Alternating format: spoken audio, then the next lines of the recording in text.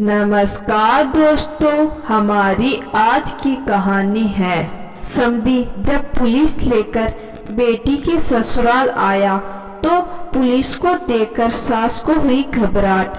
कुछ वर्ष पहले ज्योति, निशा और आरती तीनों बहनों की शादी एक ही परिवार के तीनों भाइयों से हुई थी। तीनों बहनें आपस में मिलजुल कर घर का सारा काम कर लेती और अपने पूरे परिवार का भी अच्छे से ख्याल रखती थी। ज्योति, जो कि सबसे बड़ी, उससे छोटी निशा और सबसे छोटी आरती थी। ज्योति के एक 3 वर्ष का लड़का था और छोटी वाली दोनों बहनें गर्भवती थी। जब से शादी करके तीनों ससुराल आई थी, तभी से ससुराल वालों का व्यवहार कुछ उखड़ा उखड़ा सा ही रहता था, क्योंकि तीनों बहनों का पिता एक गरीब व्यक्ति था और परिवार की स्थिति अच्छी नहीं होने के कारण दहेज में बेटियों के ससुराल वालों को कुछ दे नहीं पाए थे।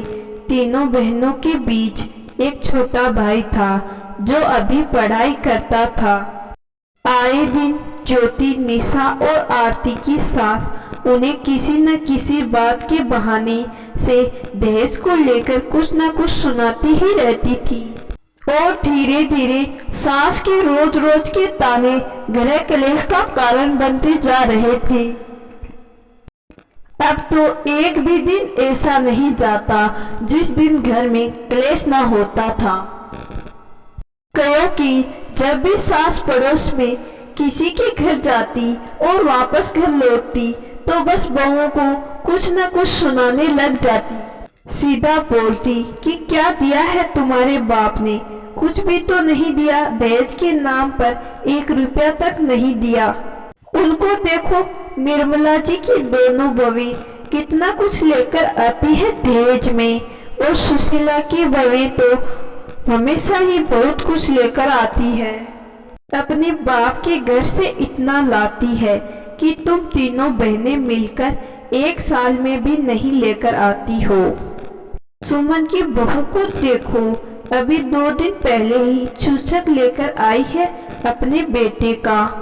उसके मायके वाले बेटी के सास ससुर और अपने दामाद तीनों की अंगूठियां दी है और अपनी सास के लिए तो 5 गहने बनवा कर लाई है उसकी बहू। और तुम्हारे बाप ने तो शादी में नाक ही कटवा कर रख दी। हमारी इतने रिश्तेदारों के बीच 1 कौड़ी तक नहीं दी तुम्हारे बाप ने दहेज के नाम पर हमें। जब भी पड़ोस में कोई बहू अपने मायके आती तो अपनी बड़ी बहू को अपने साथ लेकर जाती, यह दिखाने के लिए कि देख बहू, सुशीला की बहू तो कितना कुछ लेकर आती है ना अपने मायके से। वैसे आजकल तो सभी अपने मायके से ऐसे ही लेकर आते हैं। क्यों सुशीला, सही कह रही हूँ ना मैं? देख ज्योति बहू, सुशीला की बहू तो अपने पति के लिए भी हमेशा बढ़िया से बढ़िया ड्रेस लेकर आती है। ज्योति धीरे से कह देती, हाँ मम्मी जी, बहुत अच्छी ड्रेस है, और इतना कहकर चुपचाप बैठी रहती। सास के ताने तो सुन लेती थी तीनों बहनें। अब तो तीनों के साथ मारपीट भी शुरू हो गई थी। तीनों में से किसी ने सास को गलती से पलटकर जवाब दे भी दिया तो फिर ऊपर से पति की मार पड़ती। पति द्वारा प्रताड़ित किया जाना अब ज्यादा दिन बर्दाश्त नहीं हुआ तीनों से। अब पिता के घर तो जा नहीं सकती थी, क्योंकि पिता के आर्थिक हालात अच्छे नहीं थे। इसीलिए तीनों ने एक साथ आत्महत्या करने का फैसला कर लिया।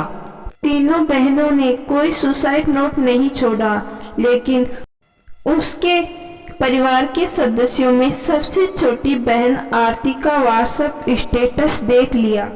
इसमें उन्होंने कहा है, हम अभी मरने जा रहे हैं, खुश रहे। हमारी मृत्यु का कारण हमारे ससुराल वाले हैं।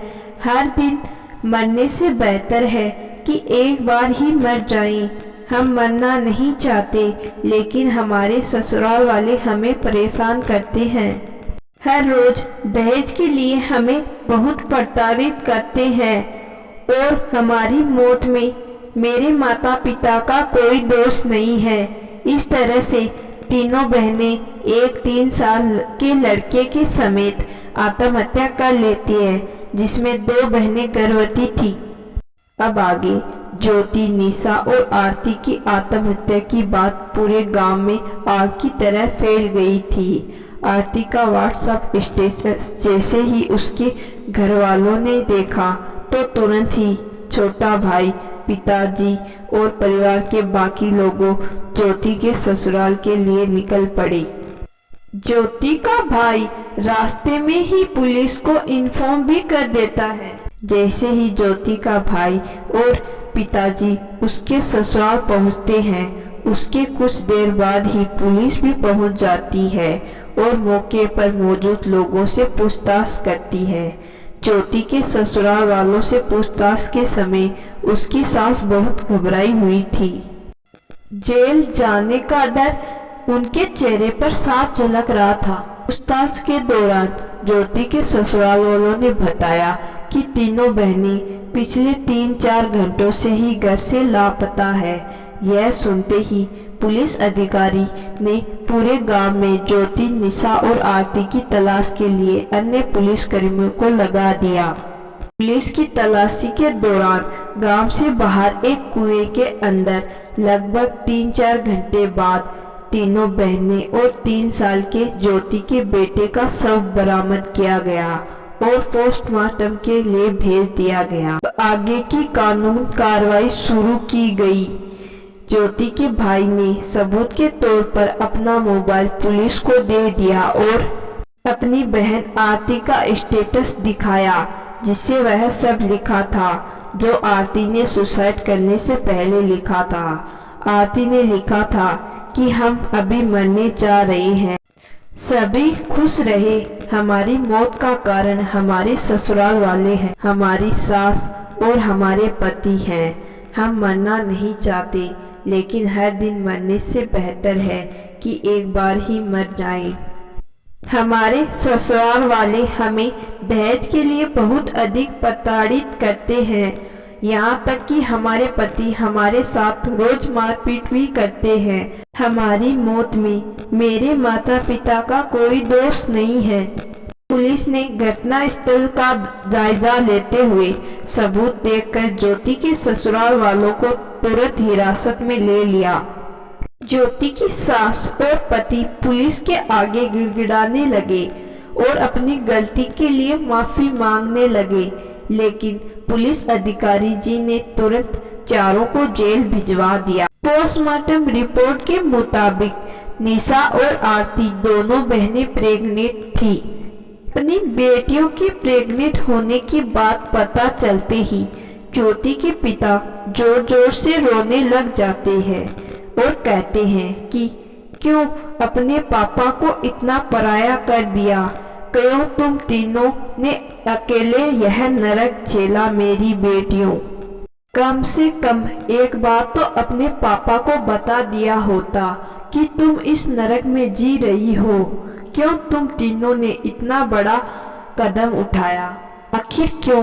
एक बार तो अपने पापा को बता देती मेरी लाडो। क्या इसी दिन के लिए मैंने बिन माँ की 3-3 बेटियां पाली थी। तो दोस्तों, हमारे समाज में आज भी बहुत से परिवार अपवाद स्वरूप ऐसे ही है, जो कि अपने घर की बहुओं के साथ ऐसा ही व्यवहार करते हैं, उन्हें दहेज के लिए प्रताड़ित करते हैं, जिसके कारण उन्हें अपने मायके की इज्जत बचाने के लिए मायके न जाकर ससुराल में ही रहकर आत्महत्या जैसे गलत कदम उठाने पड़ जाते हैं। तो दोस्तों, आज की कहानी आपको जरूर पसंद आई होगी। कहानी पसंद आई तो कहानी को लाइक और चैनल को सब्सक्राइब जरूर करिएगा। धन्यवाद।